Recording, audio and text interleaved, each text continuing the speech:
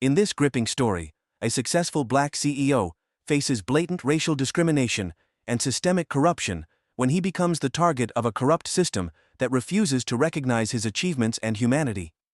Despite his status, he is unjustly mistreated and underestimated by authority figures, including law enforcement and societal elites, who view him through the lens of racial bias.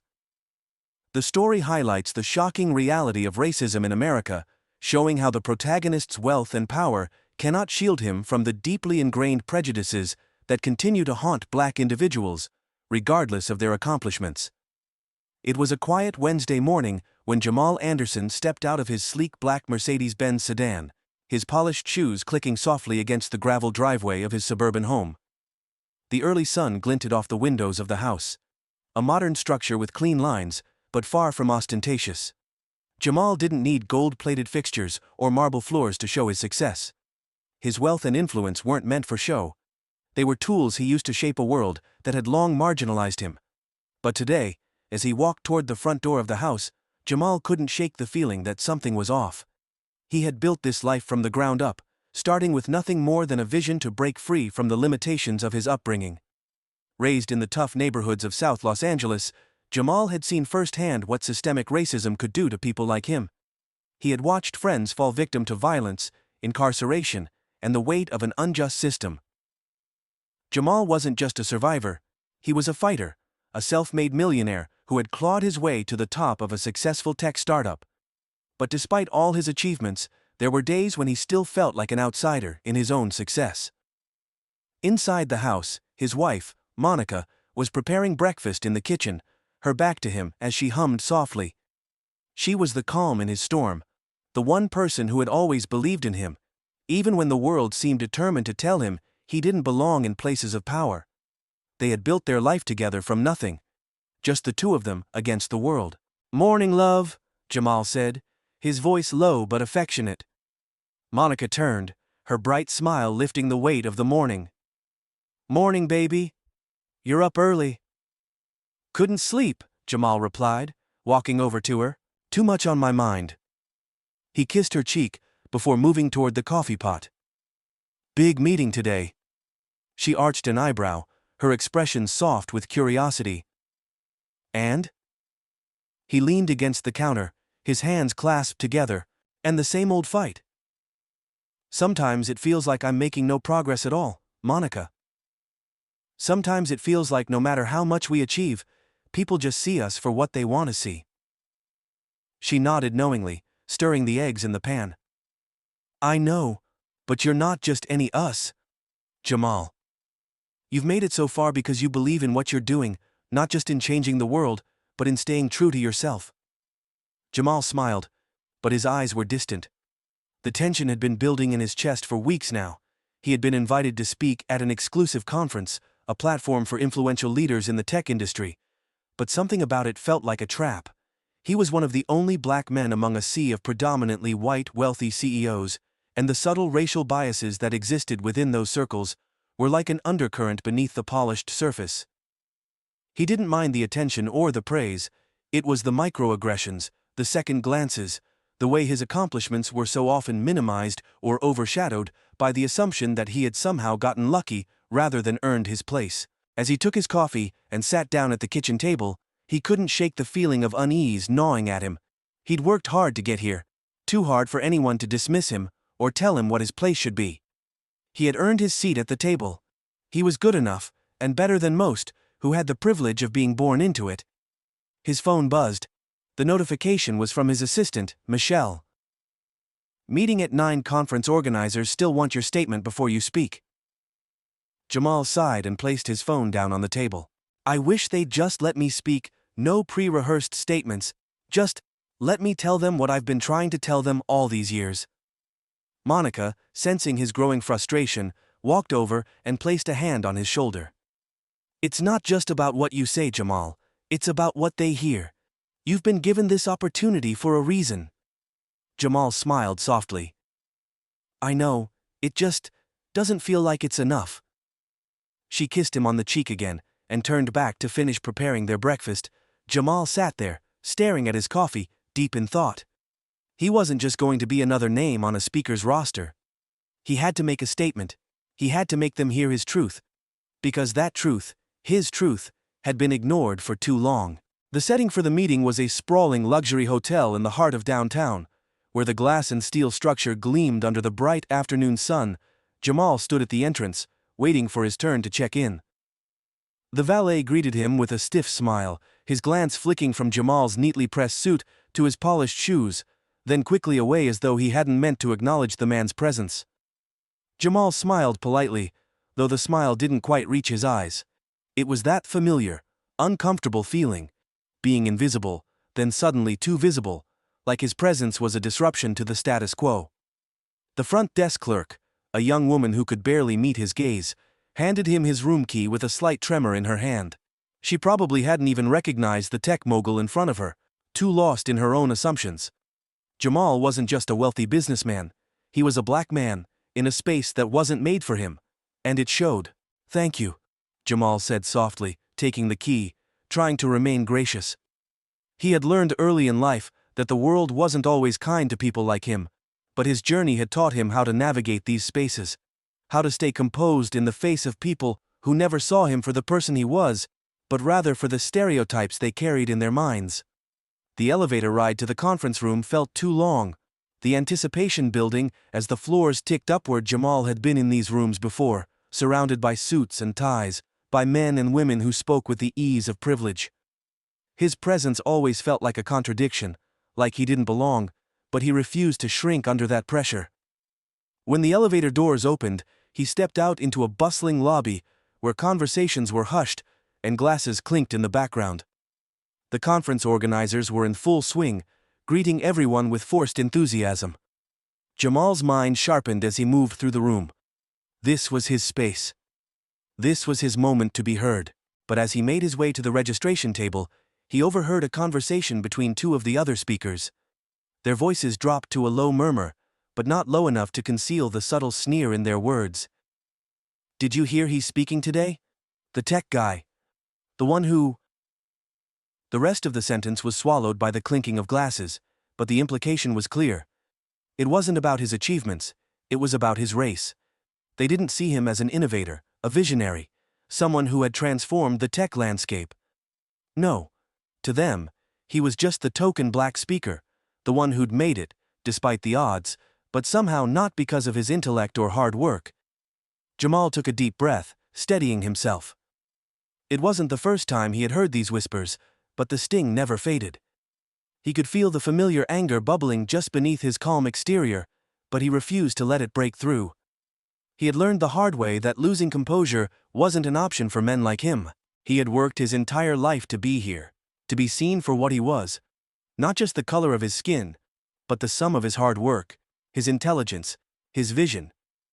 And he wasn't about to let these people, these strangers, strip that from him now. As he approached the registration desk, the same clerk from earlier stood, offering him a thin smile. He gave her a nod, his smile polite but distant. No matter how many times he encountered these situations, the feeling never went away. "Mr. Anderson, we've been expecting you right this way, please," she said, her voice an octave higher than before. Jamal entered the conference hall with a quiet resolve. The room was large and sleek, adorned with minimalist decor and glass windows that looked out onto the bustling city. The hum of conversation and the clink of glasses had softened, the crowd beginning to settle into their seats. At the front of the room, a podium awaited him. Jamal knew that this moment was about more than the speech he had prepared. It was about showing them that he was here on his own terms, not as a token, not as someone who had been allowed in, but as a person who had earned his place. As the applause began, Jamal stepped to the podium, looking out at the sea of faces. The words he had prepared felt like they had already started to lose their meaning. The truth was that he had been preparing for this moment his whole life. And now, the real work began. Jamal stood behind the podium, his palms sweating slightly, despite the cool air of the conference hall. The crowd's applause had just died down, and now, as he prepared to speak, he could feel the weight of their eyes on him. He wasn't like the others here. His suit was tailored well, but it wasn't a designer label. His success hadn't come from trust funds or inherited connections. It had come from sweat, sleepless nights, and sacrifice. As his gaze swept across the sea of faces, Jamal wondered how many of these people saw him as just another black man who had somehow made it in the corporate world. It wasn't a question he asked aloud. Instead, he squared his shoulders and began. "Thank you for the warm welcome," Jamal said, his voice steady but carrying a faint edge.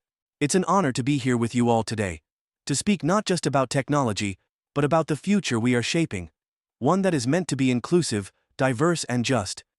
But there's something I need to tell you about that vision." He paused, letting the silence hang in the air for a moment. It's not enough to just talk about diversity.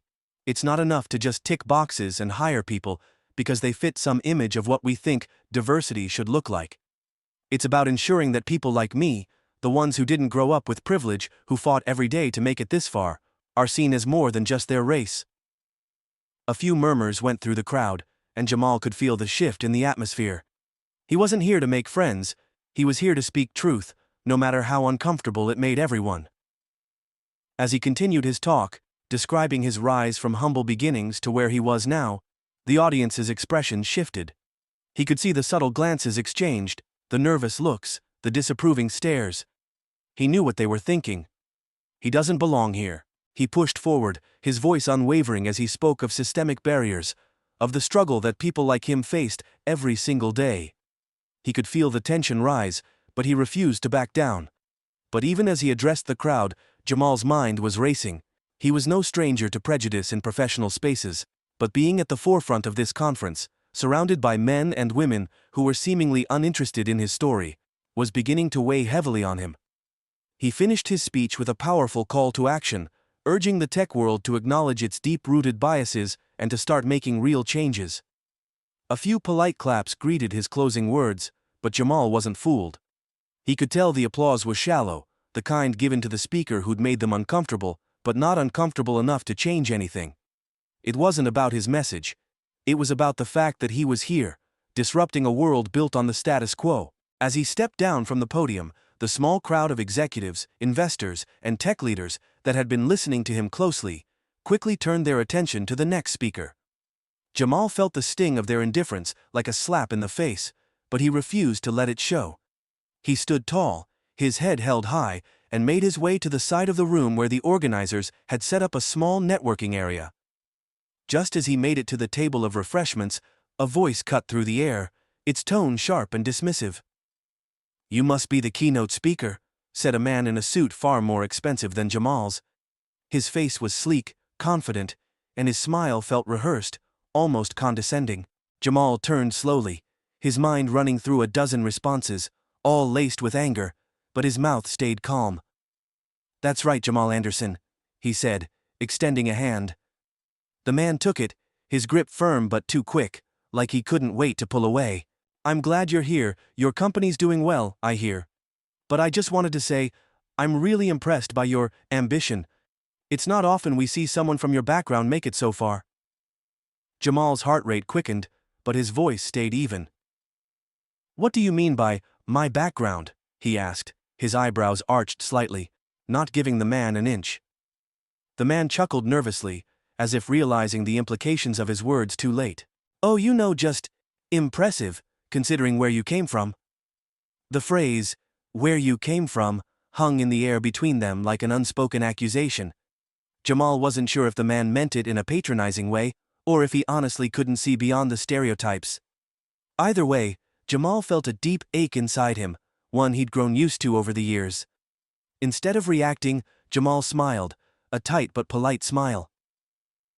"Thank you for the compliment," he said, though the words felt foreign. "But I'm not sure I agree with the premise. My background isn't what got me here, my work did." The man's smile faltered just slightly, as if his assumptions about Jamal's success had been challenged. Of course I didn't mean any offense," he added quickly. "It's just that, well, not everyone has the same kind of opportunities, you know?" Jamal nodded, his expression calm, but his mind was seething. Not everyone has the same opportunities. What did he mean by that? Was he implying that Jamal's success had come easier simply because of some lucky break? Or was he suggesting that, Despite all his accomplishments, Jamal was somehow still not worthy of standing among the people in this room. Before Jamal could respond, the man's attention shifted and he walked away, a few murmured words exchanged with a group of fellow executives. Jamal stood there, his mind working to make sense of what had just happened. The subtle jab had been clear, but it was also just that. Subtle. It was the kind of microaggression that could easily be dismissed if he didn't fight to address it. The sting lingered, but Jamal had learned long ago that the fight was never straightforward. He had to stay calm, stay composed, and keep pushing. If he gave in to the anger that simmered in his chest, the people in this room, these people who had never been challenged in their comfortable bubble, would see exactly what they expected from him: a black man who couldn't hold it together. He needed to be better than that. As the event continued, Jamal felt the eyes of the room on him more than once, some curious, others openly dismissive. He made his way through the hall, engaging with a few people who seemed genuinely interested in his ideas. But it wasn't long before the whispers began to circulate. A woman in an expensive dress approached him, her perfume sharp, the heels of her shoes clicking as she walked. She introduced herself as Sarah, a venture capitalist who had funded some of the most successful startups in the region. "I heard your talk," she said, her voice smooth, yet betraying an edge of skepticism. "I have to say, your story is inspiring. It's just, well, we don't often hear about people who've made it through adversity. You know, people like you." There it was again. People like you. The phrase hung between them, like a dark cloud. Jamal could feel the tension rising, but he kept his voice level. "I think we're all shaped by our experiences," Jamal said, smiling, though it didn't reach his eyes. "I've had my share of challenges, just like anyone else. But I believe it's about how you overcome them, how you push forward. That's what matters." Sarah gave a polite nod, but Jamal could see the doubt in her eyes. She wasn't really listening to him, she was only listening to the sound of her own assumptions. Just then, a younger man, likely a colleague of Sarah's, approached and whispered something in her ear. She nodded, her eyes flicking back to Jamal with an apologetic smile. "It's a shame you can't stay longer," she said, her tone as sweet as syrup. "We were hoping to have a more private conversation later." Jamal's smile barely faltered as he nodded and excused himself. He didn't need to hear any more. He was used to the backhanded compliments, the implied racism, the way people like Sarah tried to pretend they saw him for his talents while they really only saw his skin color. As he walked away, Jamal tried to shake off the feeling of being trapped in a room that didn't truly want him there. He had fought his way into this space, fought against every prejudice and assumption, but there were days when it felt like none of it mattered. It was exhausting, and part of him wanted to give up, to walk out and never look back. But then, like always, he thought of everything that had gotten him here: his mother, his father, his community, the people who had believed in him. He couldn't quit, not now. Not when there was still so much left to fight for. Jamal stepped out of the event space into the cool evening air, his mind still spinning from the interactions of the day. He had come here to speak, to make a difference, but now, more than ever, he felt the weight of the room pressing against him. The glances, the whispered judgments, and the subtle, yet unmistakable disdain he'd felt throughout the evening. All of it was a reminder that no matter how far he had come, he would always be seen as other in spaces like this. As he walked to his car, he replayed the words of Sarah and the others in his mind. He knew they hadn't seen him as a peer, let alone an equal people like you. He couldn't shake those words, and they weren't just words. They were an entire worldview, a lens through which the world saw him, no matter how many deals he closed or how many boardrooms he dominated. He paused by his car, taking a deep breath, trying to calm the swirling frustration. The night had been a battle, one of many, but this time, it felt different. Something's coming, he thought. Something's about to break. His phone buzzed in his pocket, pulling him from his thoughts. It was a text from Mitchell, his longtime ally and fellow entrepreneur. "We need to talk. It's about the board meeting tomorrow. There's something you need to know." Jamal's pulse quickened. He had been preparing for tomorrow's meeting for weeks, knowing it was a crucial step in securing future funding for his company. But he had also been prepared for more of the same. People who underestimated him, who doubted him, who saw the color of his skin before they saw the business he was building. He replied quickly, his fingers tight on the phone. "What's going on? Should I be worried?" Mitchell's response came almost immediately. "Just be careful. Some things have changed. Trust me on this." Jamal's stomach twisted. He had known Mitchell for years. The man didn't scare easily. If he was telling him to be careful, then it wasn't just some corporate drama. It was something bigger. Something more dangerous. He slipped the phone into his pocket, taking one last look at the empty parking lot before he got into his car. He needed to get home, gather his thoughts, and figure out what Mitchell meant. But as he started the engine, a sudden flash of headlights in his rearview mirror caught his attention. A sleek black car had pulled up behind him, tailing his every move as he made his way down the quiet street. Jamal's heart rate spiked as the car stayed close, no matter how many turns he made. He glanced in his side mirror, noticing the tinted windows and the imposing presence of the vehicle. What the hell, he thought. Was it a coincidence? Or was this something more? He tried to shake it off, but the feeling of being followed, of being hunted, wouldn't let go. He made another turn, and the car followed. Jamal's grip tightened on the steering wheel. This wasn't paranoia. This was something real. Something he hadn't seen in years. Not since he was a kid. But even then, the idea that someone might be watching him, trying to intimidate him into submission, had felt like a far-off fear, something he could avoid. Now, here it was, rearing its ugly head again. He picked up the pace, weaving through streets, trying to lose the tail.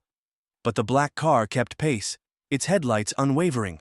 Jamal's thoughts raced. He didn't know who was behind the wheel, but he had a feeling he didn't want to find out. Finally, in a moment of desperation, Jamal made a sharp turn into a poorly lit alley, hoping the car would pass. For a split second, he thought he had succeeded. But as he glanced in the mirror, he saw the silhouette of the black car's headlights, turning into the alley after him. He slammed his foot on the gas, the tires screeching as he tried to escape. He could hear the thrum of the engine behind him, the chase escalating, the tension building. Jamal's heart was pounding, and his mind was racing, but he refused to lose control. Not now. Not when he had so much at stake. The alley was narrow, the walls closing in on him as he swerved past parked cars, hoping for a break, any chance to lose the car that was tailing him. His thoughts flickered to his company, to his family, to the people who depended on him. He couldn't afford to be taken out by some faceless threat. But just as he thought he was going to make it to the end of the alley, a screeching sound filled the air, and his car jolted forward with a sudden, sharp force. A figure emerged from the black car, now parked in front of him, cutting off his escape. The door swung open, and a tall man in a dark suit stepped out, blocking the entrance to the alley. The figure's stance was confident, almost rehearsed, as he approached Jamal's car. Jamal's fingers instinctively hovered over the door handle. His mind raced. He could take this guy. But the voice of reason, his own, trained and strategic mind, urged caution. He couldn't afford to act rashly. Not now. The man in the suit came closer, and Jamal's pulse quickened. The car's headlights still illuminated the alley, casting long shadows on the ground. This wasn't just some random encounter. There was something deliberate about this. Jamal finally rolled down his window. He didn't know who this man was, but it was clear he was here for something. The man leaned in, his face hard, cold, and expressionless.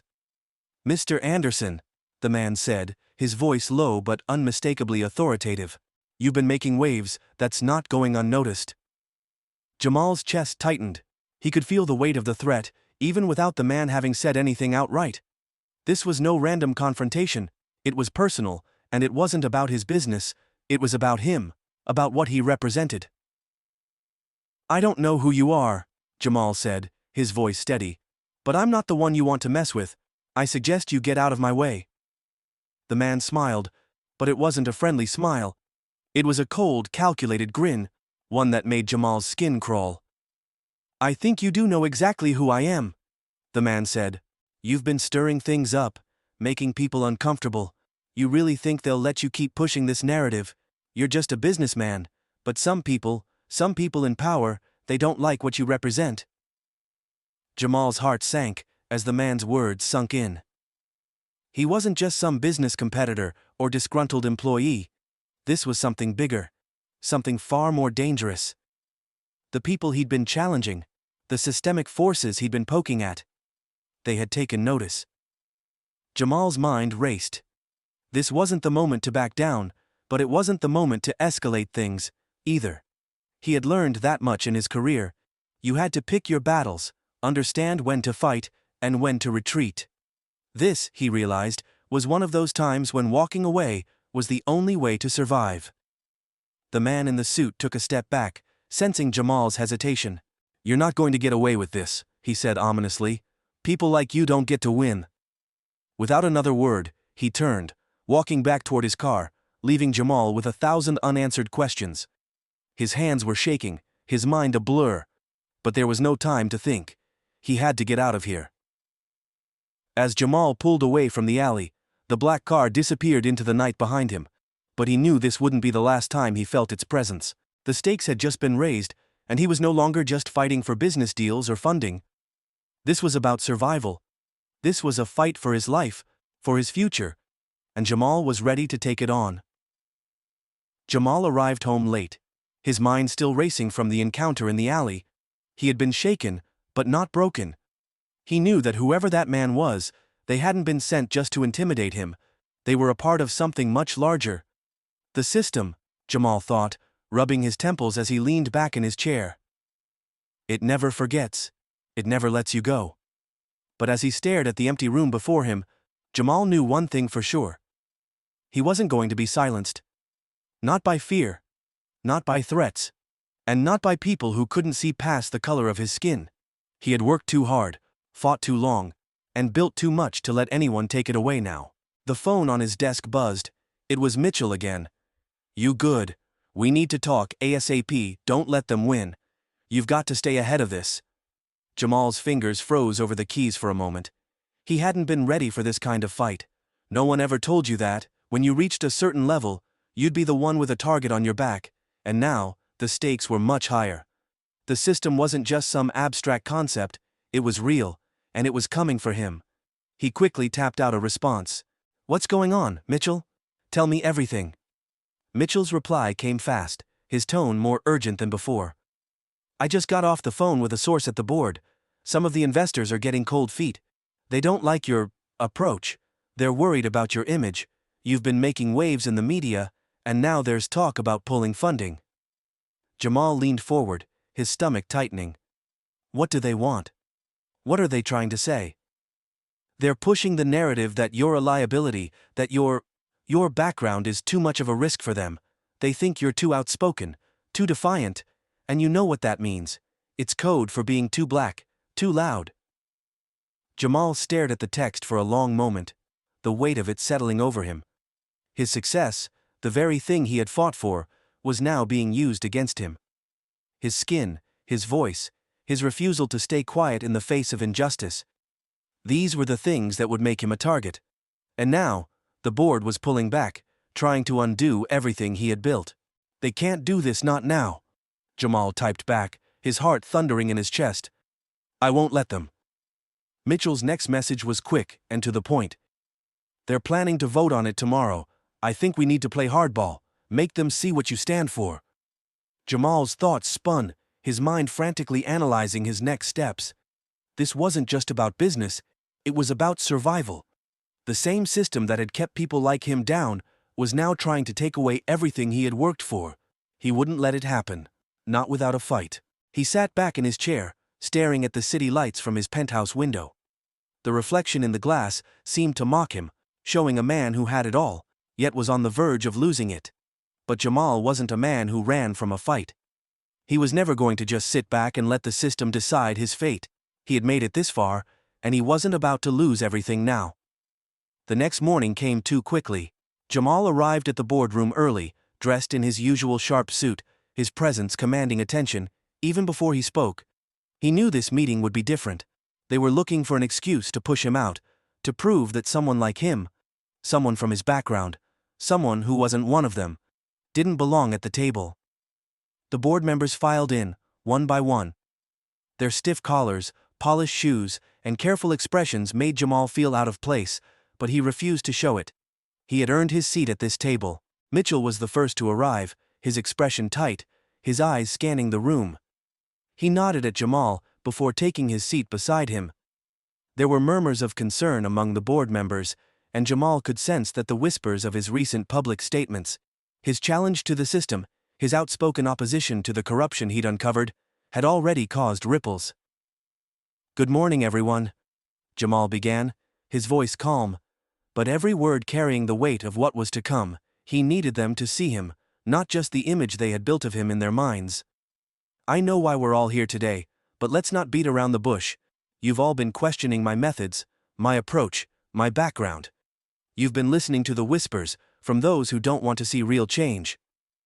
The board members exchanged looks, unease settling over the room. Like a thick fog, Jamal could see the fear in their eyes.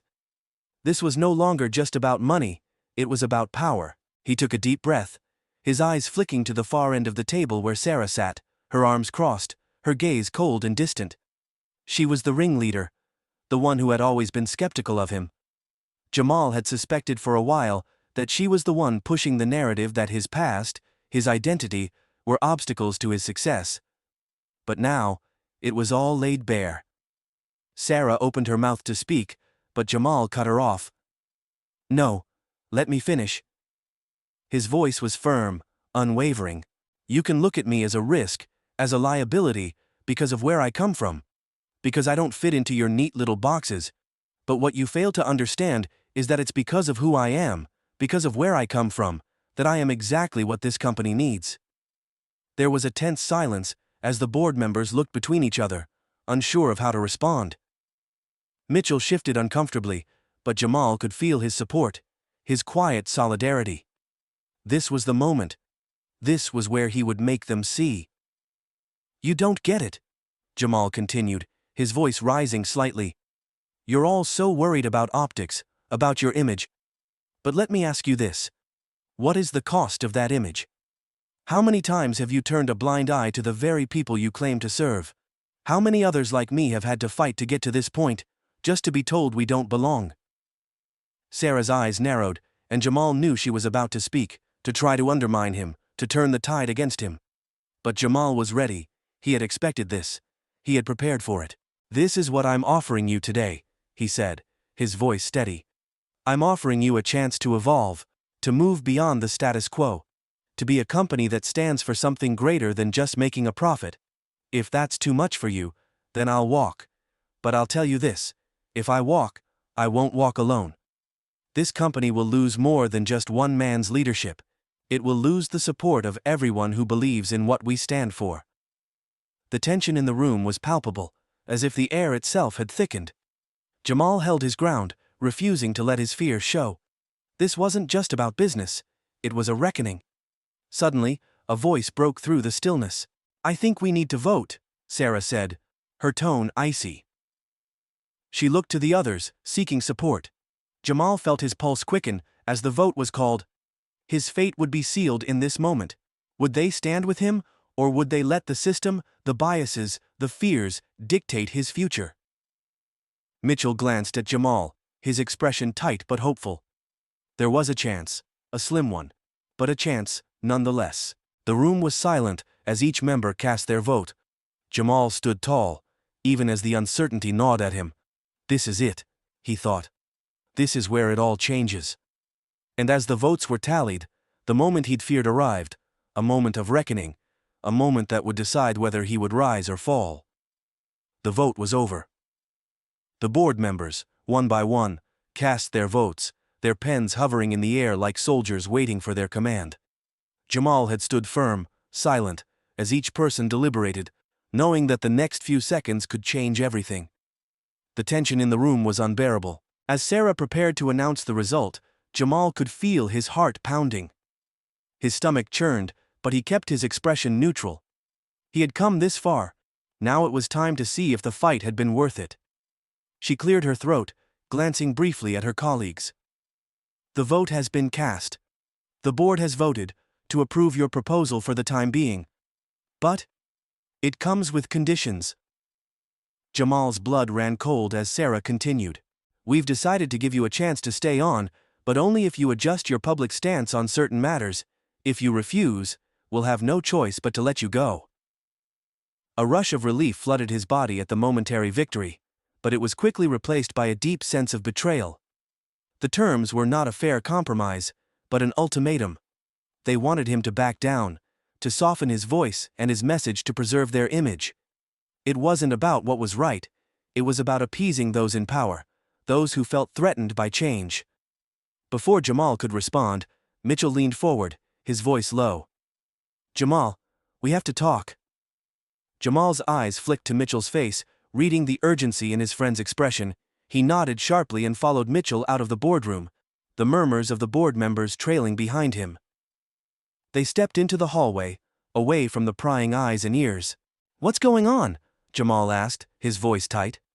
Mitchell's eyes flicked down the hallway, making sure no one was around. "I've got word from a trusted source, the conditions they set. This is just the beginning. They're not just worried about your public stance, they want more. They want you to turn on your allies, to bury everything you've worked for. They think they can control you." Jamal's fists clenched at his sides. This wasn't about business anymore. This was about forcing him into submission, making him play by their rules, or they would destroy everything he had built. "They want me to kneel," Jamal muttered, his voice a bitter whisper.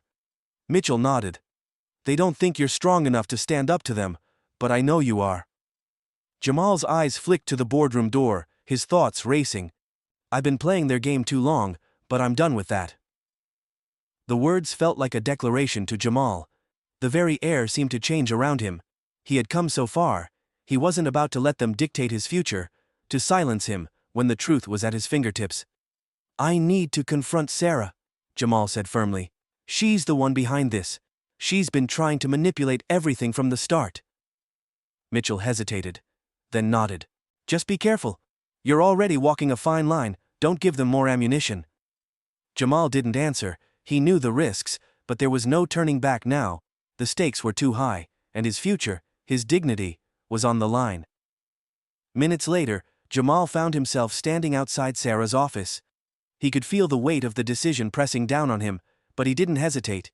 He knocked once before pushing the door open, his eyes locking on Sarah's seated figure.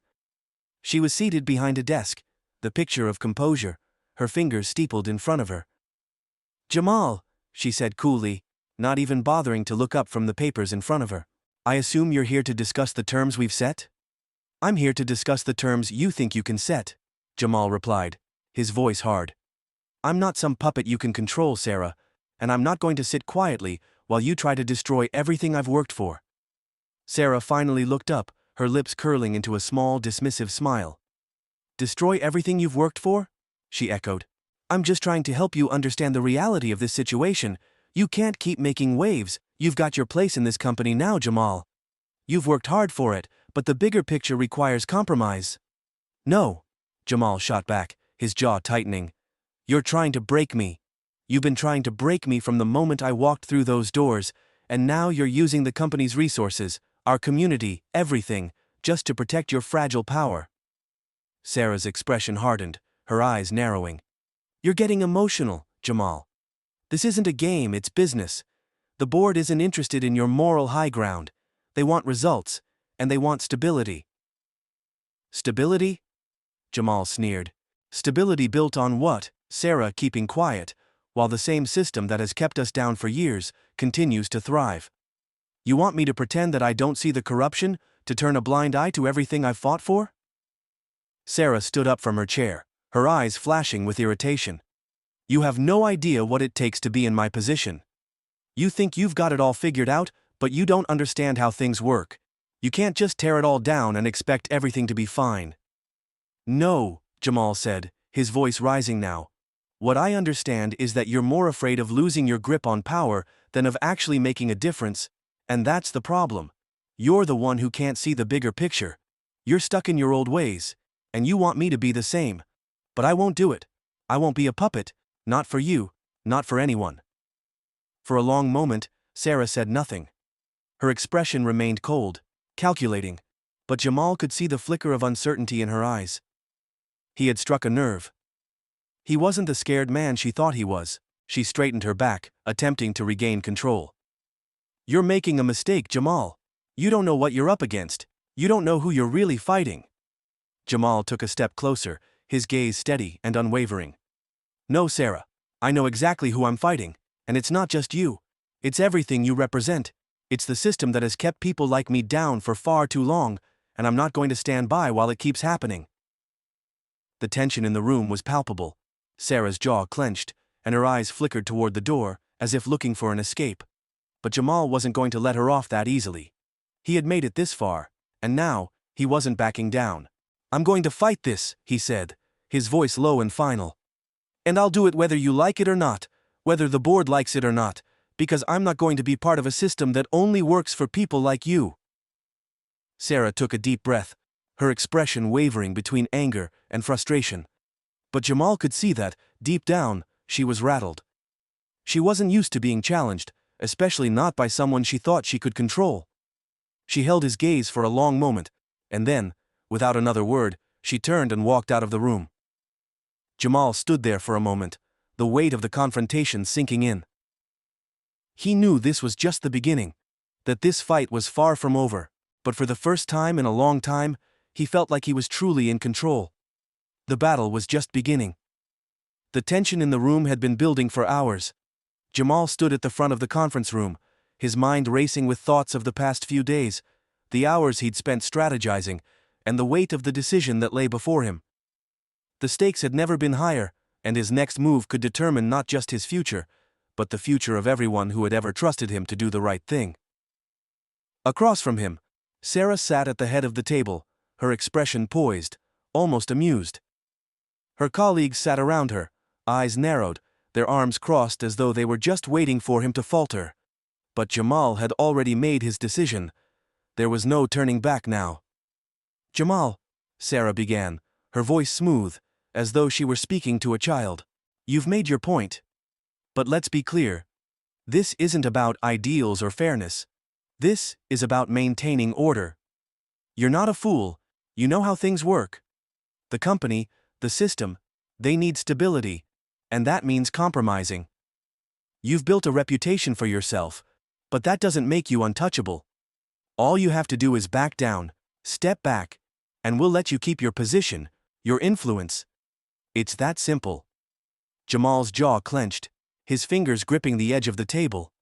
The words were as clear as the gaze of the others around him. They wanted him to capitulate, to abandon everything he had worked for. But they didn't understand the man he had become. Not the boy who had first entered this world with nothing. He wasn't afraid anymore. You think it's that simple? Jamal asked, his voice sharp and low. He paced a step forward, his eyes locking with Sarah's. You think you can throw some money and a few promises at me, and expect me to walk away from everything I've spent my life fighting for? Sarah didn't flinch. Her eyes were calculating, as though she could sense the weight of his words, but was determined to bend him to her will. It's not about fighting, Jamal, Sarah said coolly. It's about knowing your place. You want to be a hero, but heroes don't get the chance to be part of the system. They fight it, and they lose. You want to make a change, it'll cost you everything. You can't change the system from the outside. It's too big, too entrenched. You're a part of it now, you just don't know it yet. A wave of anger surged through Jamal, but he held it back. He had learned to stay calm, to play the long game. In a way, this conversation was exactly what he had anticipated, and it was time to act. He stepped closer to the table, his posture strong. You want me to stay quiet? To let things slide so your little empire can keep running? That's not who I am, Sarah. That's never been who I was. If you think I'll just walk away and let you dictate how this story ends, then you've underestimated me. The room fell silent, the tension thick in the air. Sarah's eyes flicked to her colleagues, her face stiffening. But it was too late. Jamal had already made up his mind. He wasn't going to back down. Not now. Not ever. Do you really think you're the first person to try to break me? Jamal continued, his voice gaining strength with each word. I've had doors slammed in my face. I've had people tell me no. I've fought every single step of the way to get where I am today, and you want me to turn my back on everything that means something to me. To what I promised, the people who depend on me. To let you and your buddies keep destroying lives for profit, I won't do it. Sarah's eyes narrowed. the coldness in her expression deepening. She leaned forward, her fingers tapping on the table, the room suddenly charged with the realization that the battle was far from over. "I'll have you ruined," Sarah hissed, her voice like a blade. "You think you're the only one who's had to sacrifice to get ahead. You're no different from anyone else here. You just don't know it yet. You think you can make a difference, but all you're doing is putting a target on your back. You've made a mistake coming at me. You won't win this fight. No one ever does." Jamal felt the weight of her words, but he wasn't afraid. He had faced worse than this. He'd seen how people like Sarah operated, how they would do anything to maintain their hold on power.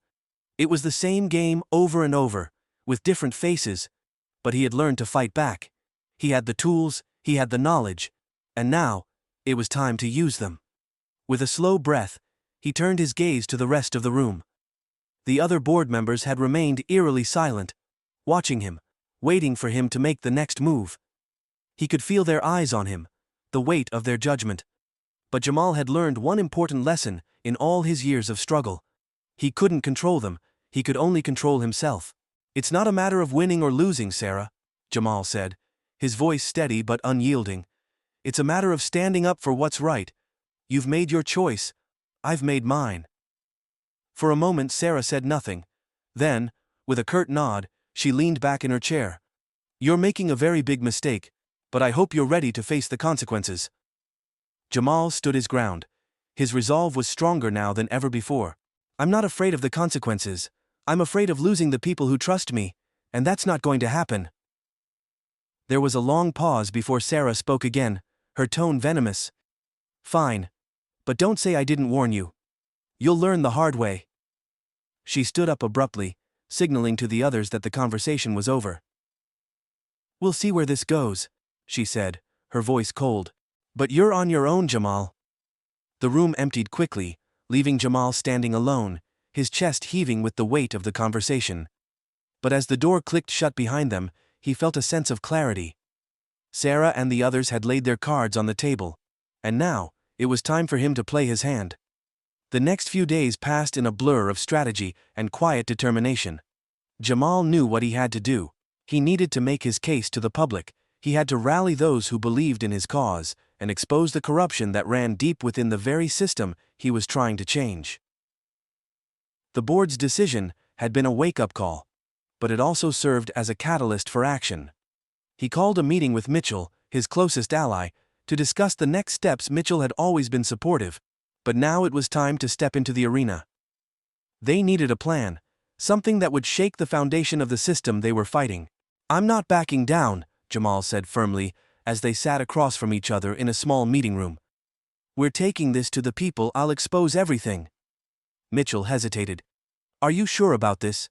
Once you go public, there's no turning back. They won't just let you walk away from this. Sarah won't let you." Jamal's eyes hardened. "I know the risks, but I can't let this go. We've come too far, and too many people are counting on us." Mitchell looked down for a moment, then nodded. "All right, let's do it. But we do this right. We make sure we have all the evidence, all the support. You don't just bring down a giant without making a loud noise." Jamal smiled, feeling a sense of camaraderie he hadn't felt in weeks. They were in this together, and they had everything to lose. The next step in their strategy was to reach out to the media, to create a public campaign that would expose the corruption Sarah and her associates had been hiding. Jamal knew it wouldn't be easy, and the road ahead would be filled with obstacles, but the fight had to happen. As the pressure mounted and the conflict intensified, Jamal's resolve only grew stronger. This wasn't just about one company, one job, or one corrupt figure. This was about standing up for what was right, no matter the cost. He knew the stakes, and he was prepared for the consequences. But the uncertainty remained. Would this move be enough to bring the truth to light? Would he succeed in exposing the deeper rot in the system? Or would it cost him everything? Only time would tell. But Jamal was no longer the same man who had walked into this fight unsure of himself. He was ready to face whatever came next. The weeks following Jamal's decision to expose Sarah and the corruption that ran deep within the company had been both exhausting and exhilarating. The public had rallied behind him, with his story making waves across social media, news outlets, and even legal circles. He was no longer just a CEO caught in a battle for power. He was a symbol of resistance, of standing up against a system that had been designed to suppress and exploit. As the pressure mounted, Sarah had begun to unravel. Her polished, unflappable exterior showed cracks, and it didn't take long before the whispers of her misdeeds began to reach further than she ever anticipated. The media had picked up on the inconsistencies in her claims, the backroom dealings, the shady contracts that enriched her and her colleagues at the expense of the workers they claimed to represent.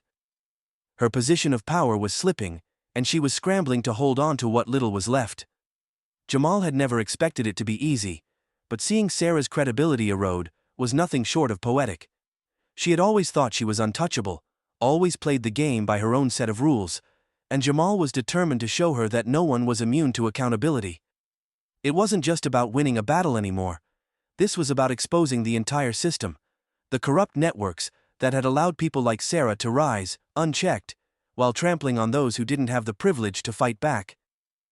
It was a Monday morning when the call came through. Jamal had just finished a meeting with his legal team, preparing for the next round of media releases, when Mitchell walked into his office with a look that was both cautious and expectant. "They've pulled the trigger," Mitchell said, glancing at the phone in his hand. "Sarah's out. They just posted a public statement. The board's been forced to take action." Jamal leaned back in his chair, feeling the weight of the moment. "It's over then?" Mitchell nodded, a grin tugging at his lips. "It's just beginning. But yeah, Sarah's out. She's no longer with the company. There's too much noise around her, too many questions they couldn't answer. The board couldn't afford to lose more clients, more investors." Jamal's heart pounded, but there was no sense of triumph in his chest. This victory felt hollow, incomplete. He had forced Sarah out, but there were still so many others left. So many more who lived in the shadows of the system, untouched by the media spotlight, unexposed by the stories that the public devoured so readily. This fight had exposed only a fraction of the larger, uglier reality. "Does this change anything for the workers?" Jamal asked, his voice strained. "What about the people who've been hurt by all of this? Do they finally get what they're owed?" Mitchell paused, the grin fading from his face. "That's the next part. The fight isn't over. Jamal, Sarah's gone, but we still have a whole network to untangle. There are investors, executives, other pieces of the puzzle we still need to expose." Jamal nodded, his jaw tightening. "Then we keep fighting. We bring it all to light. I'm not stopping until every last one of them is held accountable." The next few weeks were a blur. Jamal and Mitchell worked tirelessly to connect the dots, to gather further evidence of the systematic corruption that had been perpetuated behind the scenes for years.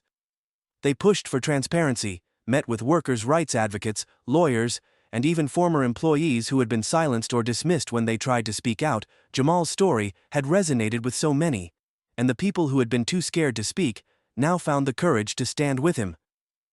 It wasn't long before the ripple effect began to spread. Companies that had once been aligned with Sarah's corrupt network began to distance themselves. Public opinion had shifted, and it wasn't just about the company anymore. It was about the larger system, the structures that allowed such exploitation to flourish unchecked. Jamal found himself invited to talk shows, news interviews, and forums discussing corporate accountability and systemic racism. His fight had given a voice to the voiceless, and for the first time in a long time, he felt like he was part of something bigger than himself. Yet, as the pressure mounted, so did the resistance. The more Jamal exposed, the more Sarah's former allies pushed back. Lawsuits were filed, smear campaigns were launched, and they tried everything they could to undermine his credibility. But Jamal stood firm. Every attack, every attempt to silence him, only made his resolve stronger. He knew he had to keep pushing, not just for his own redemption, but for the countless others who had been overlooked and dismissed by a system that had been rigged from the start. He had gained his position not through compromise, but through sacrifice. And it was time to make sure that the people who had been left behind finally had their voices heard. One afternoon, Jamal found himself standing in front of a group of activists, community leaders, and workers' rights advocates at a rally in the city center. The crowd gathered around him, cheering as he took the stage, the weight of the moment pressing down on him. He had spent years building a name, a reputation, a career. But now, all of that meant nothing if it wasn't used for something greater. The time for personal gain had long passed. "I'm here today not because of what I've lost," Jamal began, his voice carrying across the microphone, "but because of what we've all lost. The lives that have been destroyed, the opportunities that have been stolen, the families that have been torn apart by a system that only works for the few at the top." He paused, scanning the faces of those gathered before him. There were people from all walks of life. Workers, students, parents, people who had spent their entire lives fighting for equality, for justice, for the right to live without fear. "We've seen the truth," Jamal continued, his voice unwavering. "We've seen how the powerful use their influence to manipulate the system. We've seen how people who look like me, people who look like you, are silenced, ignored, or worse, punished for standing up for what's right, but we're done being silent, we're done letting the system win. Together, we will change the way things work." The crowd erupted into applause, the energy palpable. Jamal felt a sense of pride, but also a deep sadness. This wasn't just about exposing one corrupt CEO, it was about breaking down the walls that had kept so many from ever having a fair chance. Jamal's fight was far from over. The aftermath of his confrontation with Sarah and her allies had set a fire in him, but it had also opened his eyes to just how deep the systemic issues ran. He knew that the battle for true justice and equality wouldn't be won in a single lawsuit, in one media campaign, or even in one rally. This was a long-term fight, and it was one that would take everything he had. But he was ready, more than ready. He had walked this path alone for so long, but now he had an army at his back. An army of workers, activists, leaders, and everyday people who had seen the truth of what was happening and were ready to do something about it. As he sat in his office one evening, reflecting on everything that had transpired, Jamal felt the weight of the journey he had changed. Grown in ways he hadn't anticipated. He wasn't the same man who had entered this battle with only personal ambitions. Now, he saw the bigger picture. He understood the stakes, and he wasn't going to stop until he had done everything in his power to dismantle the system that had been built to oppress and exploit. The road ahead would be hard. It would require sacrifice, resilience, and the kind of courage that not everyone had, but Jamal knew that this was only the beginning. The real change had just started, and he was going to be at the front, leading the charge. The months that followed Jamal's battle for justice were a time of reflection, growth, and ultimately, a deepening sense of purpose. He had started this journey as a man who had everything to lose, but he had come out of it as someone who had everything to gain, if only in the understanding of his own power to effect change. From the moment he had stepped into the fight, the stakes were personal. The confrontation with Sarah had been about more than corporate power struggles. It had been about confronting the systems of oppression and inequality that had shaped his life, his career, and his community. It was about giving a voice to the people who had been silenced for too long. The corruption, the lies, and the systemic racism that Sarah had embodied were not just abstract concepts to Jamal. They were a part of the world he had been raised in, a world he had learned to navigate and survive. But this battle had shown him something more. The fight for justice was not just something he had to do for others, it was something he had to do for himself. Jamal had always prided himself on being able to balance his humility with his success, to blend into spaces that were not meant for him, while always remembering where he came from. But through his involvement in this fight, he learned that true power did not come from silence or acquiescence. True power came from owning one's voice, from speaking the truth even when it was uncomfortable or inconvenient. As he sat in his office, looking out at the city skyline, Jamal felt a weight in his chest, not of the burden of responsibility, but of possibility. His victory against Sarah had been monumental, but it had only opened the door to the much larger task that lay ahead. There were still those who remained entrenched in the system, who sought to protect their power at all costs. But Jamal was no longer the man who only wanted to win for himself. He was now a man who understood that to make real change, to truly dismantle the systems of inequality and injustice, he would have to continue to fight, day in and day out.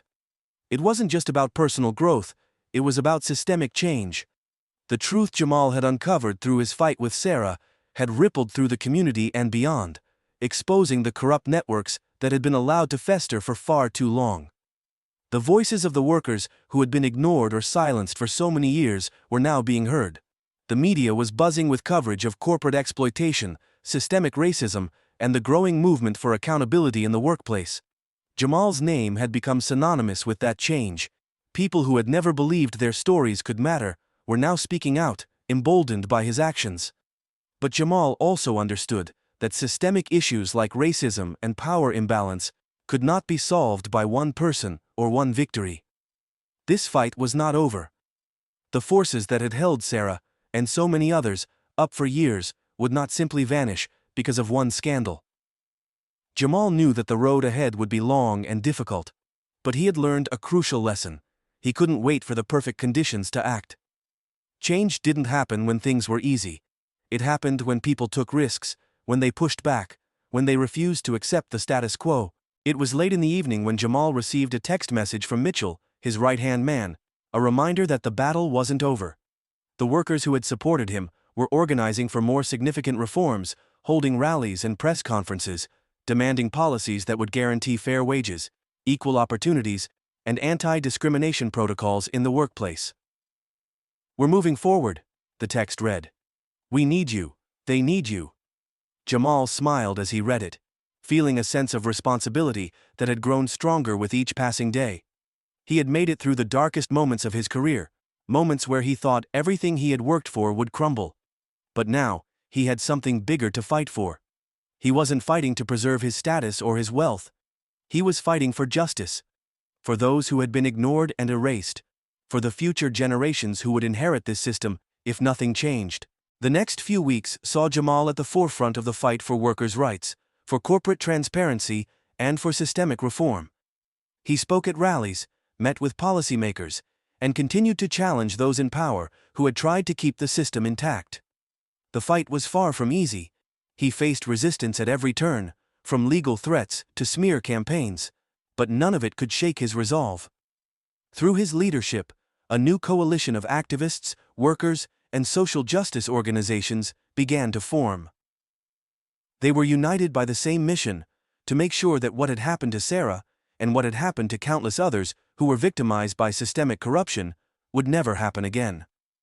Jamal also used his platform to mentor younger leaders, to teach them that true power was not something to be hoarded or abused. It was something that, when wielded responsibly, could change the world.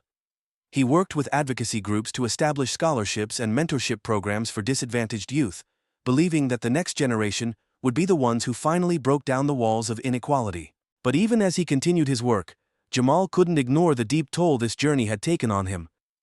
His personal relationships, especially with his family, had suffered.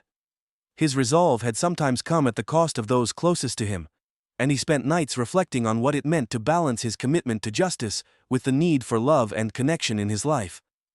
As he looked back on everything that had transpired, his rise to power, the deep betrayal by Sarah, and the fight that had defined him, Jamal felt a sense of clarity. He had never been naive enough to believe that one man could single-handedly solve the world's problems, but he had learned that change, no matter how small, always started with one person. One voice. One act of defiance. He was proud of the role he had played, but more importantly, he was proud of the people who had rallied behind him, the people whose voices had been amplified because of his stand.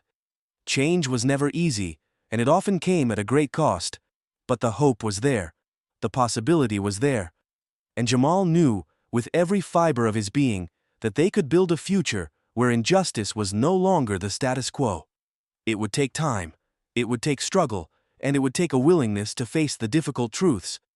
But the fight had already begun. As Jamal stood at the podium one last time, looking out at a crowd of thousands at a rally for workers' rights, he knew that while his personal story had found some resolution, the story of the movement had only just begun. The echoes of the injustices of the past still rang loudly, but they would no longer go unchallenged.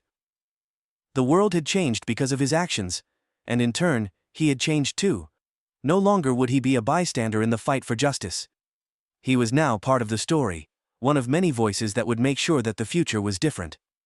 Jamal's journey had been one of discovery, not just of the corrupt systems he had fought against, but of the power of community, of solidarity, and the truth that justice was always worth the fight. Even when the world seemed to push back, even when it felt like there was no end in sight, he had learned the most important lesson of all. That true strength comes from within, and from the courage to make things right, no matter the cost. And that was only the beginning.